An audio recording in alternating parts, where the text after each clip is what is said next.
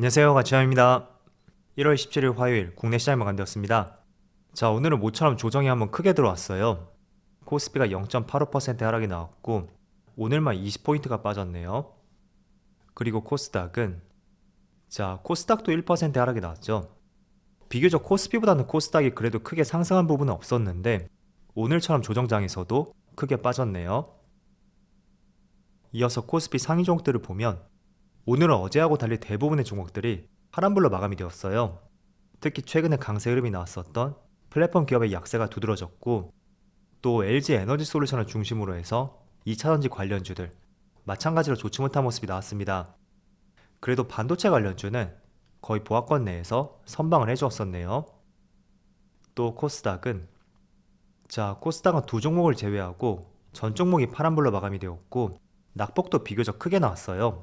대체적으로 2% 전후로 낙폭이 나왔던 만큼 코스피 코스닥은 그동안 강하게 상승이 나왔던 만큼 거기에 따른 차익 매물이 나왔을 가능성이 상당히 높다, 이렇게 보시면 좋을 것 같아요. 이어서 코스피의 수급을 보면 오늘 모처럼 10거래일 만에 약세 흐름이 나왔고 그럼에도 불구하고 외국인은 2천억 규모의 순매수가 들어왔습니다. 아무래도 기관 쪽에서 강하게 매도세가 나왔던 만큼 오늘은 조금 밀렸다고 생각이 되고 그런데도 외국인의 순매수가 들어왔었네요. 이어서 코스닥은 상대적으로 코스닥의 수급은 좋지 않았어요. 기관과 외국인의 양매도가 나왔고 외국인은 확실히 코스닥보다는 코스피 쪽에서 조금 더 적극적인 매수가 들어오는 것 같습니다. 그리고 삼성전자 100원 빠졌으면 어제하고 동일하다고 볼 수 있겠죠. 하지만 오늘까지 외국인의 11거래 연속 순매수가 들어오고 있고 기관이 3거래일 만에 순매도로 전환이 되었네요. 그리고는 약세 흐름이 나왔던 삼성 SDI, 하지만 오늘 외국인의 순매수가 들어왔고 반대로 기관과 개인의 순매도가 있었습니다. 그리고 오늘 낙폭이 조금은 세게 나왔었던 LG 에너지 솔루션, 외국인의 순매수는 조금이라도 들어왔어요. 그렇지만 기관 쪽에서 금융투자하고 연기금, 투신, 대다수 기관 주체들이 오늘 강하게 순매도를 했었네요. 그리고 카카오를 보면 어제는 모처럼 좋은 모습이 나왔었잖아요. 그런데 그 상승분은 오늘 거의 다 반납했다고 생각이 되고 기관과 외국인의 많은 순매도가 나왔습니다. 이어서 주체별 매매 동향에 대해서 살펴보도록 하겠습니다. 1월 17일 외국인이 가장 많이 매수한 종목은 삼성전자, 기아, 하나금융지주, 신한지주, LG화학 이렇게 차례대로 매수했고 오늘은 금융주, 반도체, 자동차 다양한 업종들이 포진해 있네요. 이어서 기관은 포스코케미칼, 롯데케미칼, OCI, 삼성전기, 하나시스템 2차전지 소재 쪽 같고 화학업종, 태양광, MLCC 마찬가지로 굉장히 골고루 매수를 했었네요. 이어서 해외 증시를 보면 전날은 미국 증시가 휴장이더라고요. 어젯밤에 조금 이상해서 확인을 해보니까 휴장인 것을 11시 30분 넘어서 알게 되었고요. 어쨌든 그래도 참조할 수 있는 것은 선물지수가 있잖아요.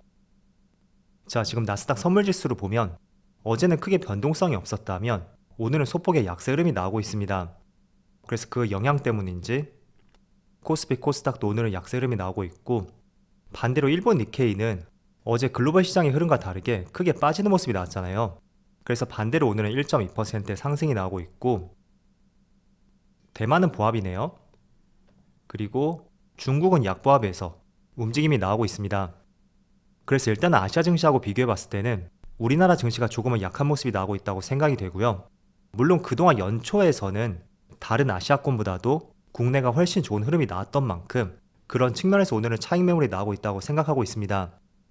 그래서 어제도 한 차례 말씀을 드렸듯이 코스닥보다는 특히 코스피 쪽에서 아직까지 단기 과열은 아니지만 과열권에 근접할 정도로 주가가 올라왔고 그런 부분은 우리가 조금은 경계해보자고 말씀드렸어요. 그래서 오늘 한 차례 조정이 나오고 있지만 저는 개인적으로 설날 전까지는 크게 우리가 기대할 수 있는 흐름이 나오지 않을 수도 있으니까 조금은 너그럽게 시간을 두면서 다시 한번 설날 이후로 도모하는 것이 적절한 타이밍이 될 수 있다고 말씀드릴게요. 그래서 단기적으로는 조금은 시장을 보수적으로 보는 게 맞다고 생각이 되지만 장기적으로 봤을 때 길게 본다면 하반기까지 그렇게 봤을 때는 저는 올해는 조금은 자신감을 갖고 주식 투자를 할 수 있는 시점이 되어야 된다고 늘 생각하고 있습니다. 그리고 최근의 흐름을 보면 제가 주말에도 한 차례 말씀을 드렸었는데 포스코홀딩스의 흐름이 상당히 견조하거든요. 그리고 외국인과 기관의 수급도 계속 들어오고 있고 오늘은 조금 약세 흐름이 나오고 있지만 작년 10월부터 해서 상승 흐름이 이어지고 있습니다. 그리고 현대제철도 마찬가지예요. 그렇게 폭발적인 상승은 아니더라도 추세적으로 상승 흐름이 나오고 있고 1월 달에는 굉장히 견조한 흐름이 나오고 있죠. 그리고 중소형 업종 중에서 작년 12월쯤에 상장한 기업인데 신스틸도 공모가 대비 거의 2배 이상의 상승이 나왔습니다. 자, 그런데 최근에 철강석 가격을 보면 작년 10월 중순쯤 이 저점에서 오늘 가격까지 무려 50%의 상승이 나왔어요. 그리고 또 한 가지를 보여드릴게요. 자, 구리 선물 가격도 보면 아마 작년 여름쯤에 저점을 형성하고 오늘까지 비교했을 때 무려 30% 급등이 나왔습니다. 자, 일단 구성 항목 중에 많은 원자재가 있는데 그 중에서 구리하고 철광석 이 두 개는 경기 민감주라고 분류가 돼요. 그래서 경기가 좋지 못하면 구리하고 철광석 가격은 이렇게 급락이 나오고 반대로 경기가 좋을 때는 이렇게 상승이 나옵니다. 그런데 조금은 특이한 것이 올해는 경기 침체가 온다고 하고 있고 최근에 삼성전자하고 LG전자를 보신 것처럼 기업들의 실적도 굉장히 부진해요. 그런데도 철광석은 50%의 상승이 나왔고 구리는 30%의 상승이 나왔다. 그리고 관련 종목 중에서도 포스코홀딩스하고 현대제철 그리고 구리 관련주는 풍산 작년 말부터 굉장히 좋은 흐름이 나오고 있어요. 자, 그런데 철광석하고 구리 같은 경우에는 시장을 선행적으로 움직이는 대표적인 원자재 중에 하나예요. 그래서 작년 말부터 철하고 구리 가격이 상승이 나온다는 것은 지금 당장이 아닌 얼마나 텀을 두는지 모르겠지만 지금보다는 가까운 미래에 시장이 조금은 개선이 될 것이라는 생각들이 반영된 흐름이라고 볼 수 있습니다. 자, 그렇다면 또 이렇게 생각할 수도 있을 거예요. 이렇게 원자재 가격이 뛰게 되면 다시 한번 인플레이션이 오는 것은 아닐까? 물론 그럴 가능성도 충분히 있겠죠.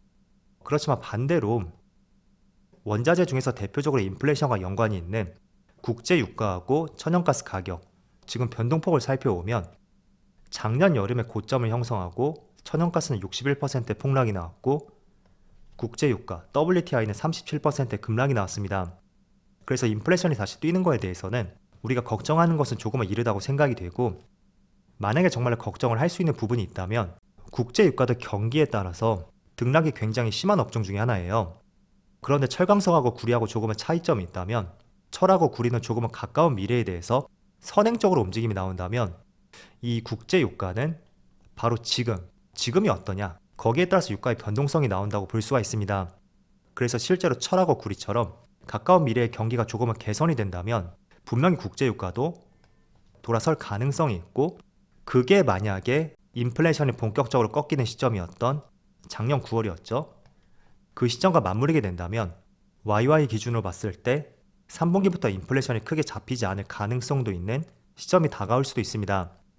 그래서 이것까지는 조금은 뒤에 생각해도 될 것 같고요. 어쨌든 중요한 것은 왜 철강석 가격하고 구리 가격이 경기 침체가 온다고 하는데도 이렇게 강하게 뛰고 있을까? 그걸 한번 생각해 보시면 좋을 것 같고요. 많은 전문가들이 올 한 해는 경기 침체가 올 것이라고 예상을 하고 있어요.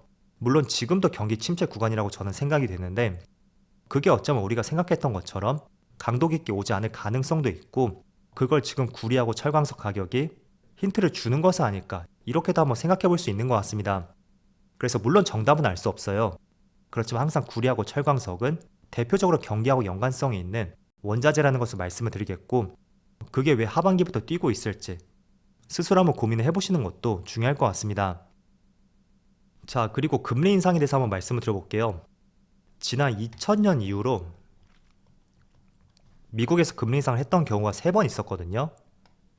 2000년대 초반하고 2004년에서 6년, 2016년에서 2018년 이때 딱 3번 있었는데 그 최종금리를 유지했던 기간이 2000년대에는 8개월이었고 또 2006년에는 1년 3개월 그리고 가장 최근에는 6개월이었습니다. 이걸 평균으로 계산해보면 한 9.5개월 정도 나오거든요. 그래서 평균적으로 보더라도 만약에 이번 1분기 금리 인상이 완료가 된다면 한 2, 3월쯤 되겠죠? 그럼 여기서 9개월 내지 10개월을 더해보면 빠르면 올 연말 아니면 평균적으로 보면 내년 초 그쯤부터 금리 인하가 진행될 가능성이 있습니다. 그래서 분명히 시장에서도 이 평균에 대해서 다 예상을 하고 있을 거예요. 때문에 금리 인상이 종료가 된다면 분명히 언제쯤 금리를 내릴 것인지 그 기대감이 올 한 해 계속 유지가 될 것이라고 생각이 되고 우선은 평균적으로 봤을 때는 9.5개월이었다. 그걸 한번 기억해 보시고 그게 적용이 된다면 올해 12월 내지는 내년 1월 달 그쯤이 될 가능성이 있으니까 이 점은 참조해 보시면서 투자를 임해 보는 것이 중요할 것 같습니다. 단도직입적으로 말씀드리면 이 시기가 돼서 투자를 한다는 것은 굉장히 늦은 시점이 될 수 있을 거예요. 또 금리 인상 정점이 다가오면서 비트코인 가격도 뛰고 있어요. 이번 달에만 지금 22% 급등이 나왔거든요. 제가 비트코인을 조금은 참조하는 이유 중에 하나가 우리가 투자 수단을 크게 세 가지로 나눠본다면 첫 번째가 부동산이 될 수 있고 두 번째가 주식, 세 번째가 코인 이렇게 세 가지로 나눠볼 수가 있습니다. 물론 예적금도 있고 채권도 있겠죠. 그렇지만 그걸 제외하고 조금은 위험 자산으로 분류가 될 수 있는 세 가지로 분류를 해본다면 여기서도 가장 위험 자산이라고 할 수 있는 것이 바로 코인이거든요. 그래서 움직임이 나온다면 코인이 먼저 움직임이 나올 가능성이 있고 그 다음 주식, 뒤늦게 부동산의 상승이 나올 수가 있습니다. 이거는 조금은 상식적으로 생각해 볼 수가 있을 거예요. 그래서 코인도 저점에서 의미 있는 반등이 나왔던 만큼 위험 자산 쪽으로 돈이 조금씩 들어오고 있다고 생각이 되고 그게 조금 더 안정화를 찾는다면 주식도 계속 좋은 흐름이 나올 수 있는 분위기가 조성이 될 수도 있겠죠. 그리고 대출금리 같은 경우에도 며칠 전에 한국은행에서 금리 인상을 했음에도 불구하고 대출금리가 정점을 찍고 내려간다는 기사가 있습니다. 그래서 한국은행에서 금리 인상을 한 차례 더 한다고 하더라도 지금 대출금리가 정점이 될 가능성이 높다고 볼 수 있고 그 현상이 계속 유지가 될 경우에는 이제 금리 인상에 대한 공포감이 조금은 줄어들 가능성이 있겠죠. 그럼 다시 위험 자산 쪽으로 급격하게 흐름이 바뀌진 않겠지만 조금은 봄이 올 수 있는 그런 환경이 조성이 될 수도 있으니까 올해를 전체 길게 봤을 때 주식을 회피할 수 있는 구간이 아닌 관심 있게 볼 수 있는 그런 한 해로 맞이를 해보신다면 좋을 것 같습니다. 자, 어쨌든 오늘은 그래도 조금은 조정이 나왔어요. 그래도 건전한 조정이라고 생각이 되고 조금 더 건전한 조정을 거치고 나서 다시 국내 증시가 상승할 수 있는 좋은 분위기가 조성되기를 한번 기대해 보겠습니다. 자, 그럼 오늘 영상 여기서 마치도록 하고요. 언제나 여러분들의 성공 투자를 기원하도록 하겠습니다. 감사합니다.